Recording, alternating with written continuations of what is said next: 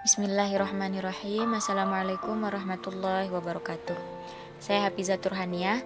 Di sini saya akan menjelaskan tentang sinopsis film terfavorit saya yang berjudul Descendant of the Sun. Cerita ini mengisahkan tentang kisah cinta antara tentara dan dokter di Korea Selatan. Cerita ini dimulai ketika pasukan khusus bernama Alpha di Korea Selatan diutus untuk menyelamatkan Sandra di tentara Korea Utara. Kemenangan berada di pihak selatan, di mana para Sandra akhirnya terbebas.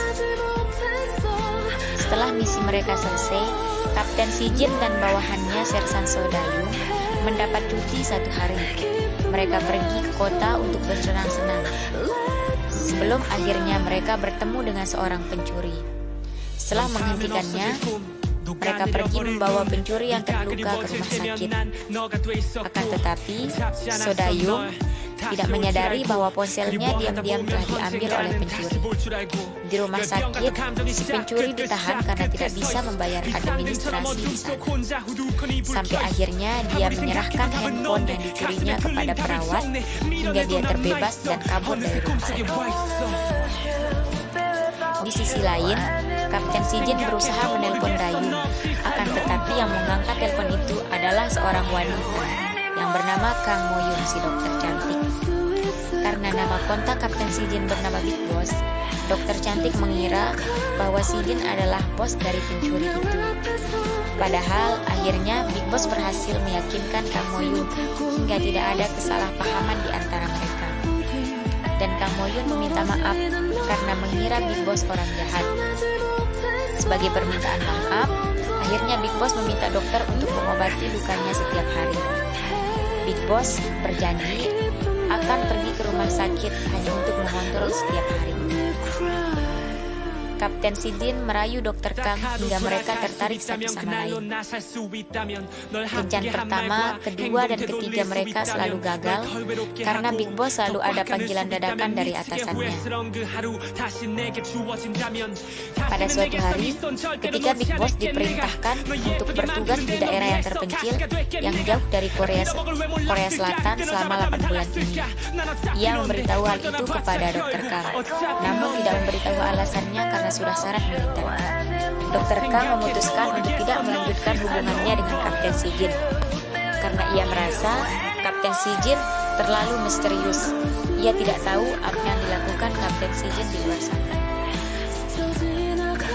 Tak lama kemudian, Kang Moyun membuat masalah dan akhirnya dikirim ke rumah sakit pelosok di mana Kapten Sijin juga bertugas di sana.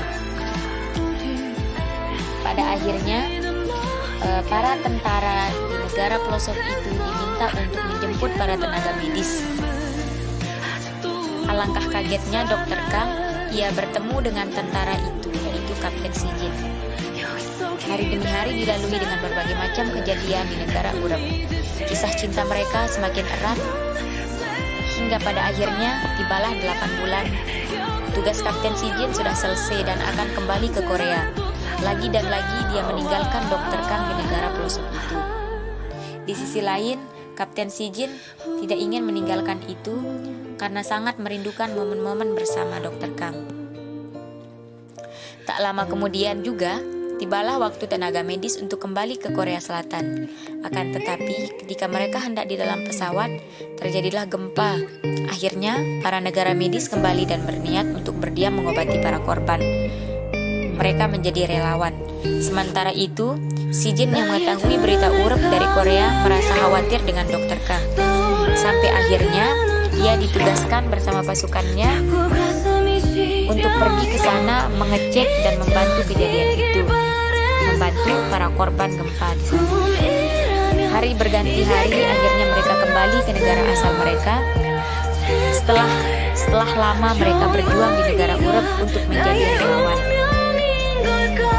Mereka akhirnya kembali ke negara asal mereka, yaitu Korea Selatan, dan menjalani hari biasanya, layaknya seperti orang pacaran, dokter Kang dan Kim.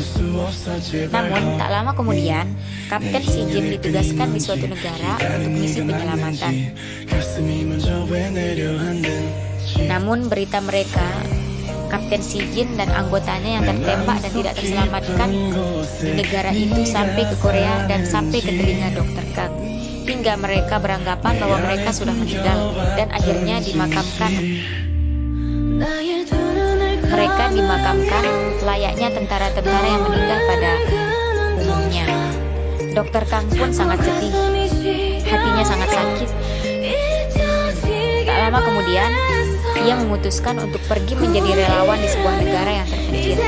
Ia ingin mengobati orang-orang di sana. Hari demi hari berlalu tanpa ada Kapten Sijin. Kini ia sudah mulai lupa dengan Sijin.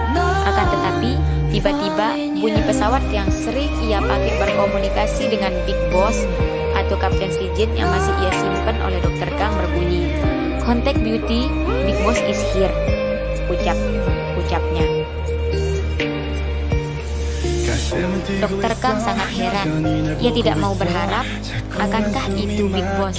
Akan tetapi Big Boss sudah meninggal, ucapnya di hati. Akhirnya Dr. Kang mencari sumber suara tersebut hingga ia tidak menyangka dan sangat terharu bahagia. Ternyata yang dilihat adalah Kapten Sijin kekasihnya dengan keadaan sehat. Mereka pun menangis haru bahagia dan berpelukan untuk menyalurkan rasa rindu mereka.